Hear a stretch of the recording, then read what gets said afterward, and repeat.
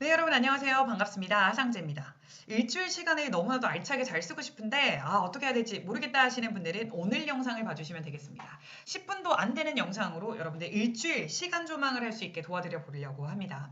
저 같은 경우에는요. 일주일 단위로 일정 변동이 굉장히 많습니다. 여러분은 어떠신가요? 사실 회사에 출근하는 시간, 퇴근하는 시간은 동일하더라도 뭐 이제 예약된 일정들이 좀 다르거나 회의 시간이 다르면 또 변동이 그 사이에서 되게 많을 수도 있거든요. 또 우리 대학생 같은 경우에 있어서는 시간표가 매일매일 다 다르고요. 아르바이트라든지 동아리 일정이라든지 변경되는 것들이 많은데 내가 그런 것들을 한눈에 볼 수 있는 어떤 한 종이가 딱 있다면 여러분들 시간 사용에 대한 통제감을 가질 수 있게 되면서 시간 관리를 훨씬 더 잘하실 수가 있게 되는 거죠. 사실 여러분 시간은 끊임없이 흐릅니다. 시간은 끊임없이 흐른다. 그래서 사실 우리가 여기서 시간 관리를 어떻게 생각하시냐면 시간을 사용하는 여러분의 행동을 통제한다라고 생각하시면 되겠습니다. 그래서 내가 이때 이 활동이 있으니까 나는 이 활동을 미리 예상을 하고 움직이겠다. 이런 식으로 여러분들이 여러분의 일정에 대해서 여러분의 시간에 대해서 통제감을 갖고 계시면 훨씬 더 본인에게 맞는 계획적인 시간 사용을 하실 수가 있다는 거죠. 오늘 제가 알려드릴 단계 5단계입니다. 굉장히 크고요. 10분 만에 끝낼 수 있다고 말씀드렸습니다. 우리의 하루 중에서 3분의 1을 쓰는 활동이 있습니다. 뭘까요? 맞습니다. 수면 시간이죠. 여러분들이 가장 먼저 시간 계획을 일주일 단위로 하시겠다라고 생각하시면 수면 시간을 계획을 해주셔야 돼요. 수면 시간 계획, 내가 몇 시간 정도 자는 게 필요한가? 저는 7시간이고요. 저는 사실 11시부터 6시 정도까지 잤을 때 가장 수면의 질이 좋습니다. 여러분은 어떠신지요? 이런 질문들에 대해서 바로 답변을 하실 수 있는 분이라고 하면 평소 본인의 수면 생활에 대해서는 메타인지가 좀 높다, 자기 객관화, 그러니까 자기에 대한 이해가 좀 높다라고 답변하실 수가 있겠죠.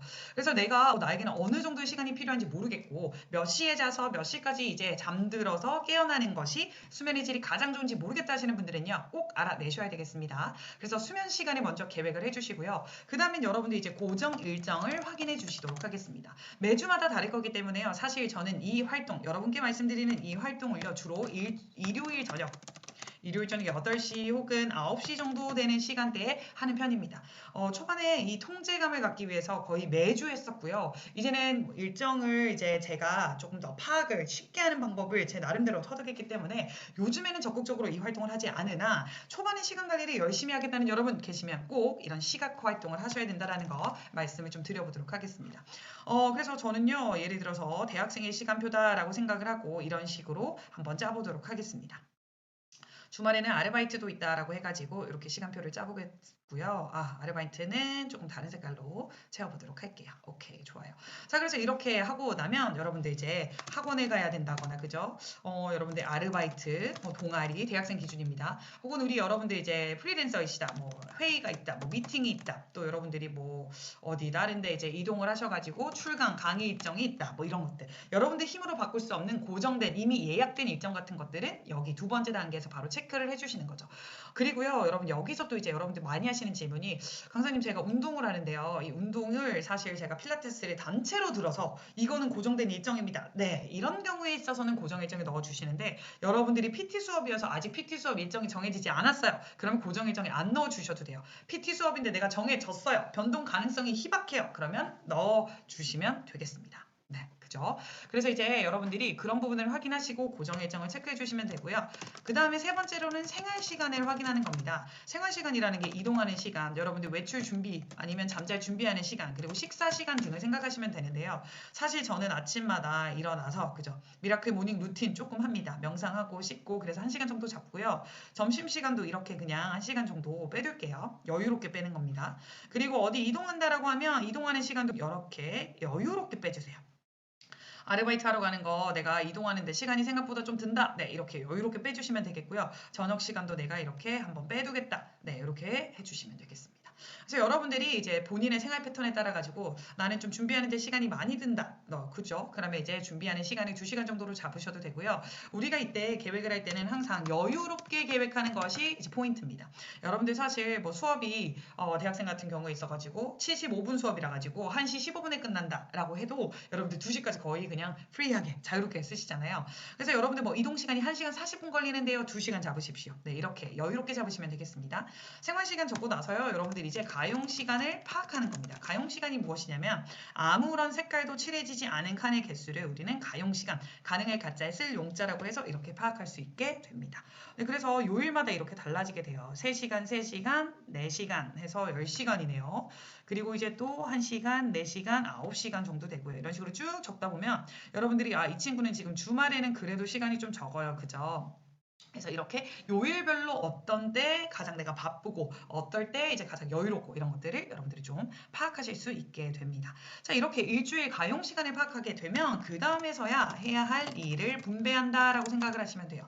여러분 여기서 근데 포인트가 있는데요. 우리가 이 부분을 좀 기억을 해주실 필요가 있습니다. 정해진 시각에 정해진 활동이라고 생각해 주시면 돼요. 자, 우리가 운동을 꾸준하게 하고 싶어요. 그런데 여러분이 운동을 어떤 날에는 오전에 갔다가 어떤 날에는 밤에 가세요. 자, 이렇게 되면 우리 몸이 그 변화에 따라가기가 어렵습니다. 그죠? 그래서 저는 늘 말씀드리는 게 정해진 시각에 정해진 활동을 하시는 게 가장 중요하다라고 말씀을 드려요. 그래서 이 친구는 지금 보면요. 저녁 시간에 1시간 정도 여유로운 시간을 좀 준다고 하더라도 8시부터 10시까지는 거의 주중에도 그렇고 주말에도 그렇고 본인이 원하는 데 시간 사용을 할 수가 있거든요. 그래서 이때 만약에 자격증 공부를 한다라든지 부동산 공부를 한다라든지 아니면 운동을 간다라든지 이 학생이 필요로 하는 활동을 계획할 수가 있는 거죠. 제가 여기서 조금 더 욕심을 부려보면요. 여러분들이 이때 해야 할 일을 이제 분배를 하실 때 저는 조금 욕심 부려서 장기적인 목표 네, 이런 것들을 좀 분배하셨으면 좋겠습니다. 장기적인 목표 달성을 위해서 오늘 해야 할 일, 그러니까 저 같은 경우에 있어서는 유튜브 촬영이라든지 유튜브 편집이라든지 이런 일들을 정해진 시각을 딱 정해서 하게 되는 거죠. 여기서 하나 더 들어가게 된다면요. 여러분 이 시간대가 어느 정도인가에 따라 가지고 여러분 집중도도 고려하실 수가 있습니다. 사실 저는 저녁 시간에는 집중도가 그렇게 높지 않아요. 오전에는 집중력이 1순위, 오후에는 집중력이 2순위, 저녁에는 집중력이 3순위거든요. 그러면 저는 이제 유튜브 편집 같은 거는 이제 저녁 시간에 할 수가 있겠죠. 근데 만약에 저 같은 경우에 이렇게 점심 먹고 나서 오후에 또 시간이 이제 일률적으로 빈다라고 하면 이때는 집중력이 두 번째로 높다라고 했잖아요. 그러면 제가 이제 유튜브 영상 촬영 같은 것들을 또 해볼 수가 있겠죠. 자, 이렇게 여러분들 해야 할 일을 분배하는 것까지 하시더라도 맞죠? 이렇게 자유시간이 많이 남습니다. 이때는 여러분들이 원하시는 거 어떤 거든지 하셔도 돼요. 유튜브 보시던지 쇼츠 보시던지 하지만 여러분 자 여러분 조심하셔야 될 게 우리가 너무 지나치게 도파민의 노예가 돼서는 안 됩니다. 네, 그래서 저는 이 부분을 여러분이 꼭 기억을 좀 해주셨으면 좋겠고요. 이렇게 일주일 단위로 내가 일정이 어떻게 된다. 내가 그래도 해야 할 일을 분배하고서도 목요일, 금요일에는 좀 시간이 여유롭다. 이런 것들이 파악이 되면 여러분들이 목요일, 금요일 이런 시간대는 또 추가적으로 무언가를 채워 넣어 보실 수가 있겠죠.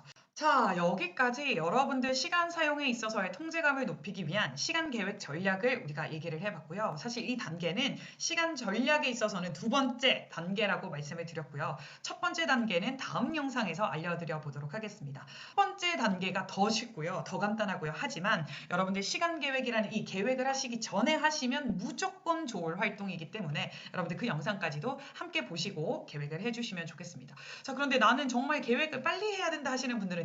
이 영상만 보시고 바로 본인들의 삶에 적용해 보시는 거 또 추천드려 보도록 하겠습니다. 혹시 영상을 보시면서 궁금한 점 있으시다, 조언을 좀 구하고 싶다 하시는 부분이 있으시면요. 얼마든지 댓글로 남겨주시고요. 저는 또 열심히 다른 영상 제작해서 여러분 만나 뵙도록 하겠습니다. 안녕!